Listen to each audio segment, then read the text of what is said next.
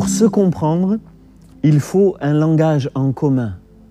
Pour être unis, il faut un même langage.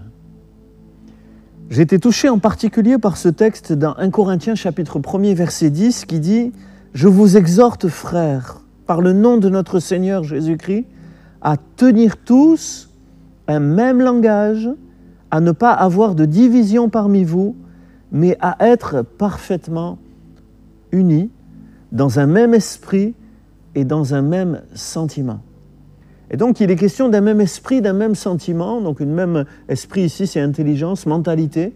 Une même mentalité, un même sentiment, une même volonté, de même projet, etc., selon les traductions. Mais ce qui m'a interpellé, c'est que, avant de parler d'une même mentalité, d'un même sentiment, il est question d'un même langage.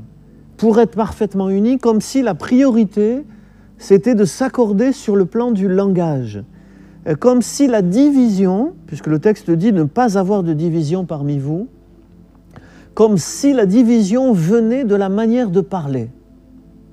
On se divise d'abord dans notre façon de parler. Dans un couple, par exemple, on commence à mal se parler ou à pas parler comme l'autre ne nous entend pas, ne nous comprend pas, ou se sent blessé, vexé de la manière dont on parle. Et dans l'Église et dans tous les groupes, je crois que c'est pareil. La façon de parler est déterminante pour l'unité. Et Paul dit, mais là, aux chrétiens de Corinthe, adoptez un même langage. Et moi, je pense qu'il faut distinguer ce qu'on pourrait appeler un langage unique. On parle tous pareil, on a les mêmes mots, et un langage commun. Un langage unique, ce serait dictatorial. On imposerait à tous de penser pareil et d'avoir les mêmes mots. Mais un langage commun, ce n'est pas un langage unique, mais c'est un langage qui permet de se comprendre. Par exemple, l'Union européenne a établi un marché en commun. Mais ce n'est pas un marché unique, puisqu'on peut faire du business, du commerce, des échanges économiques en dehors de l'Europe. Ce n'est pas un marché unique, mais c'est un marché commun. Par contre, la monnaie, c'est une monnaie unique, l'euro, et pas une monnaie commune. On aurait pu faire une monnaie commune qui n'aurait pas éliminé les monnaies nationales. Mais là, on a choisi une monnaie unique. Par contre, le marché, c'est un marché commun. Donc, c'est pour expliquer les différences. En tout cas, je crois qu'ici, l'idée de Paul n'est pas que tout le monde tienne absolument un langage identique en tout point. Ce n'est pas un langage unique, mais c'est un langage commun qui ne crée pas de division, mais qui permet de rester unis. Et ça, je pense que c'est important. Et c'est l'objet de beaucoup de concertations, d'ajustements. Il faut s'écouter pour s'ajuster sur il y a ta vérité, il y a la mienne, et on ne va pas s'opposer. Je vais intégrer quelque chose de ta vérité, et puis je vais exprimer la mienne, et peut-être tu vas intégrer aussi quelque chose de ma vérité. Et ensemble, quelque part, on va s'approcher un peu plus de la vérité parce qu'on se sera accordé et enrichi mutuellement de points de vue différents. On va être conciliants l'un envers l'autre et on va adopter ce langage en commun.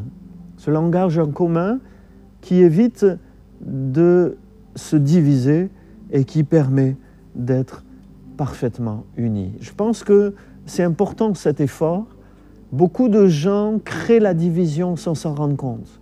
Beaucoup de gens créent des obstacles, des murs, des séparations sans réaliser que c'est leur langage qui le fait. Et quelque part, Paul, en disant « d'abord, je vous demande un même langage », Paul dit « mais corrigez ça ». Parce qu'à Corinthe, il y avait un problème de langage. Corinthe, c'est la Méditerranée.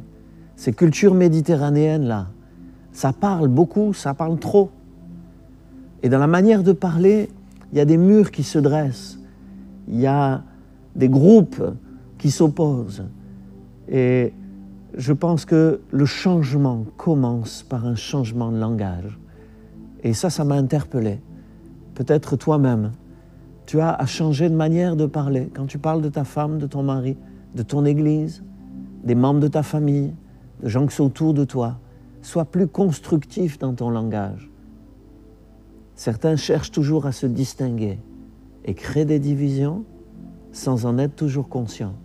Mais Seigneur, nous te prions de nous aider à avoir un langage qui unit et non un langage qui divise.